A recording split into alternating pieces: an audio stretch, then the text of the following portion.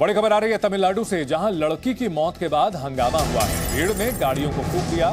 लड़की की मौत पर पुलिस का बयान, लड़की की मौत प्राकृतिक कारणों से हुई है। कल्लाकुरुची इलाके में हिंसा हुई, जिस पर पुलिस का यह कहना है कि लड़की की मौत प्राकृतिक कारणों से हुई है, जबकि हिंसा कर रहे लोग ये मानते हैं कि लड़की ने सुसाइड किया और इसके लिए स्कूल प्रबंधन जिम्मेदार है, लिहाजा स्कूल की कई बसों को आग के हवाले कर दिया गया। और इस बीच पुलिस की ओर से बड़ा बयान सामने आया है कि लड़की की मौत प्राकृतिक कारणों से हुई है। तमिलनाडु का कल्लाकुरुची, जहां पर जबरदस्त हिंसा भड़की हुई है, बसों में तोड़फोड़ की गई है।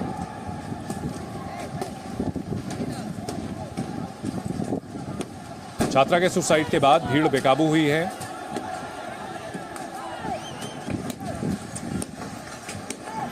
यहां पे जो हिंसा कर रही भीड़ है उसकी मांग है कि पोस्टमार्टम दोबारा कराया जाए। कल्लाकुरुची में आगजनी हुई है, बसों को फूंक दिया गया है। लगभग 50 वाहन तोड़फोड़ और आगजनी का शिकार हुए हैं। दो तस्वीरें आप देख सकते हैं। कल्लाकुरुची, जहां छात्रा की मौत पर हंगामा हुआ, सैकड़ों की संख्या में लोग सड़कों पर उतरे, नारेबाजी की और कई गाड़ियों को फूंक दिया गया। स्कूल की बसों को मुख्य तौर पर टारगेट किया गया। अब पुलिस का यह बयान जो आ रहा है, इससे क्या हालात शांत होंगे या फिर प्रदर्शनकारियों का गुस्सा और भड़क सकता है, क्योंकि उनकी मांग है कि पोस्टमार्टम दोबारा कराया जाए।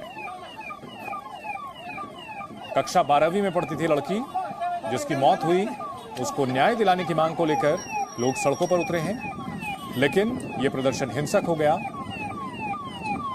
पहले जानकारी मिल रही थी कि लड़की ने खुदकुशी की है। अब पुलिस की ओर से दावा किया जा रहा है कि लड़की की मौत प्राकृतिक कारणों से हुई है।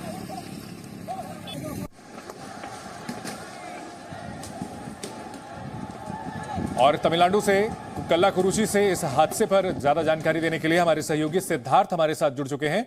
सिद्धार्थ, सबसे पहले जानना चाहेंगे फिलहाल क्या हालात हैं कल्लाकुरुची में, क्या हिंसा रुकी है? बिल्कुल, हिंसा रुक गई है क्योंकि पुलिस की मोबिलाइजेशन बहुत ज़्यादा बढ़ गया है और पुलिस की डिसीजन है कि वहाँ 144 सेक्शन इम्पोज की जाए। तो डिस्ट्रिक्ट एडमिनिस्ट्रेशन ने ऐसा डिसीजन लिया कि वहाँ 144 सेक्शन इम्पोज किया जाएगा। तो स्कूल के वो प्रीमाइसेस हैं और उसके आसपास के जो लोकेलिटीज़ में पूरा सैनिटाइज किया गया है। पुलिस का प्रेजेंस बहुत ज़्यादा है और कंप्लीट प्रोटेस्टर्स जो भी थे सुबह को, उन प्रोटेस्टर्स को बाहर निकाला गया है उधर से। और जो ये प्रोटेस्ट हुआ है, इसका मेन रीज़न ऐसा है कि वेडनेसडे इस डेथ को रिपोर्ट किया गया है स्कूल अथॉरिटीज़ ने, और आज संडे है और पांच दिनों से अथॉरिटीज अश्योर कर रहे हैं कि एक्शन लिया जाएगा, पर आज तक एक्शन नहीं हुआ है इस बात पे।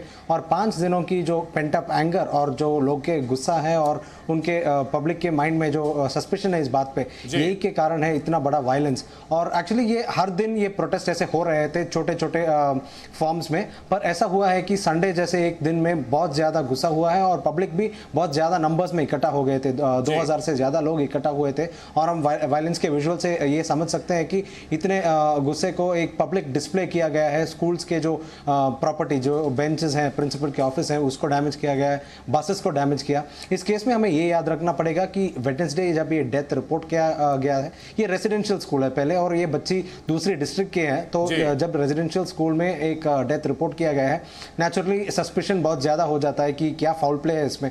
और पोस्टमार्टम की रिपोर्ट जब मिल गई है, पोस्टमार्टम में भी ऐसा मेंशन किया गया है कि उसके बॉडी में इंजरीज थे, दैट इज एक्सटर्नल इंजरीज थे और ब्रूसेस थे। तो इससे पता लगा है कि कुछ फाउल प्ले है और ये सिर्फ एक सुसाइड या नेचुरल डेथ की केस नहीं है, क्योंकि वैसे जब एक बॉडी में डेथ के पिछले कुछ घंटों में बॉडी में इंजरीज है, दैट इज ब्रूसेस और रेड मार्क्स जैसे और ब्लीडिंग के भी साइंस जो दिखाई देती है, इससे पता लगता है कि इसमें कुछ फाउल प्ले है। और सस्पिशन के एलिगेशन जो है अभी के हम स्टेज के कह सकते हैं कि एलिगेशन है।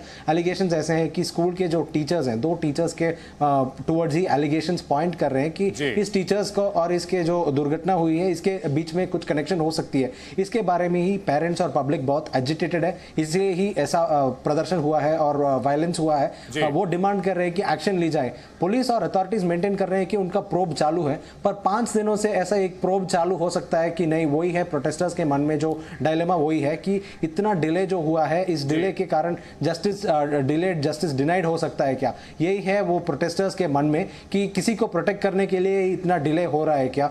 और तमिलनाडु गवर्नमेंट की तरफ से एजुकेशन मिनिस्टर ने नहीं विजिट किया स्कूल को या फैमिली को, एक दूसरे मिनिस्टर ने विजिट किया है। पर इस केस को जो अटेंशन अभी मिला है इसका कारण है ये वायलेंस। पर इसके पहले अपोजिशन पार्टीज भी दबाव लगा रहे थे कि इस इन्वेस्टिगेशन को इमीडिएटली सीबीसीआईडी को हैंडओवर करना चाहिए और डिस्ट्रिक्ट पुलिस को नहीं करना चाहिए, क्योंकि डिस्ट्रिक्ट पुलिस इस केस को नेगेटिव रूप से इन्फ्लुएंस कर पाएंगे और डिस्ट्रिक्ट पुलिस की जो इन्फ्लुएंस है इस केस पे वो एक्चुअली इन्वेस्टिगेशन को दूसरे टर्न पे ले जा सकती है और एक्चुअल कल्प्रिट्स को प्रोटेक्ट भी कर सकती है। यही है अपोजिशन पार्टीज का एलिगेशन। तो ये एक बहुत बड़ा इशू बन गया है, क्योंकि 5 दिनों से इस इन्वेस्टिगेशन में कुछ नहीं पता चला है और ये बहुत कॉम्प्लिकेटेड सा केस नहीं लग रहा है, क्योंकि एक बच्चे की मौत हुई है, 12th स्टैंडर्ड की स्टूडेंट की मौत हुई है और बॉडी को मिलने के बाद पोस्टमार्टम रिपोर्ट में कहा गया है कि इंजरीज भी है और 5 दिन में ऐसा कुछ प्रोग्रेस नहीं हुआ है कि इस इन्वेस्टिगेशन में कि क्या कारण है इसका, कौन इसका मेन कल्प्रिट्स है और इसमें एक्चुअली क्या बात हिंसा हुई है उसमें हम देख पा रहे हैं कि बड़े पैमाने पर गाड़ियों को फूंका गया है, स्कूल की गाड़ियों को, साथ ही साथ सड़क पर जो दूसरी गाड़ियां थी उसको भी निशाना बनाया गया है। अब निश्चित तौर पर इतने वायलेंस के बाद क्या अब प्रशासन की ओर से इस मामले में कुछ कदम उठाए जा रहे हैं? किसी तरह की जो सीबीसीआईडी की जांच की मांग की जा रही है, क्या ये कदम उठाए जा सकते हैं? एडमिनिस्ट्रेशन की ओर से क्या कहा गया है? ओके, पहले जो वायलेंस के विजुअल्स आ गए थे और वायलेंस की जो न्यूज़ स्प्रेड हुई, इमीडिएटली तमिलनाडु के चीफ मिनिस्टर एम.के. स्टालिन ने इस विषय पर ट्वीट किया। हमें ये भी याद रखना पड़ेगा कि एम.के. स्टालिन हॉस्पिटल में है, कोविड पॉजिटिव होने के बाद वो हॉस्पिटल में ट्रीटमेंट ले रहे हैं और कल वो शायद डिस्चार्ज हो सकते हैं। पर उस टाइम पे स्टालिन ने भी ट्वीट किया था कि आप शांत रखिए और गवर्नमेंट के जो प्रोसेसेस हैं उसमें आप विश्वास रखिए। चीफ मिनिस्टर ने एश्योर किया है कि इस केस में जो भी कल्प्रिट्स है वो पकड़ा जाएंगे और पुलिस का प्रोब चालू है। पहले चीफ मिनिस्टर ने वो अश्योर किया और उन्होंने कहा है कि ये बहुत दुखद बात है कि इतना बड़ा वायलेंस हो रहा है और इतना बड़ा पब्लिक प्रॉपर्टी और प्राइवेट प्रॉपर्टी का डैमेज हो रहा है। इसके अलावा चीफ मिनिस्टर ने ये भी कहा है कि वहां के डैमेज कंट्रोल करने के लिए और इमीडिएटली जो रिलीफ प्रोवाइड करने के लिए सिद्धार्थ, इस बड़ी खबर पर आप नजर बनाए रखें।